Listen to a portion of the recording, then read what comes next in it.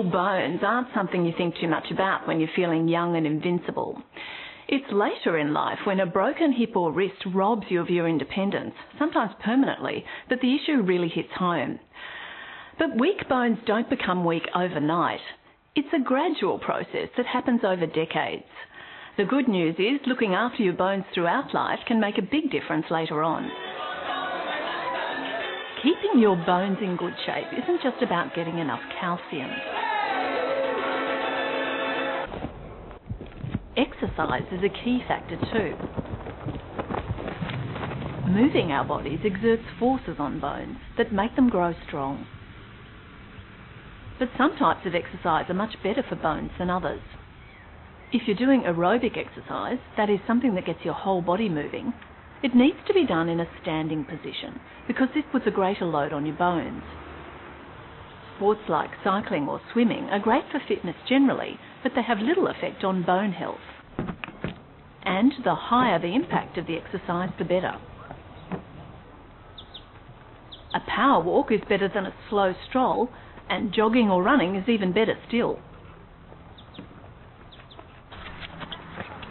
Sports that involve jumping are great because the forces on your body are transferred higher up your legs and spine.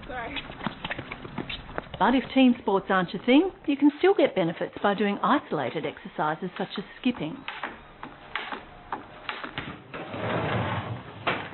Of course, high-impact exercise isn't feasible for everyone, especially if you've got painful joints or you're a woman with a weak pelvic floor. There are alternatives, though, that are a bit gentler on the system. The lowest impact option is going up on your toes and then dropping down onto your heels, keeping your knees straight. Touching the back of a chair for balance is fine. Then there's a range of options for increasing the load, depending on what you can handle. Short jumps with both knees bent. Or bigger jumps. Or for an even greater challenge, single leg hops, again with the knee bent. Whichever option you choose, the goal is to do the exercise 50 times on 3 days spread throughout the week.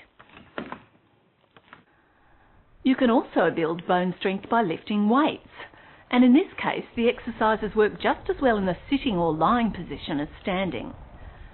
Free weights or machines are better than using resistance bands.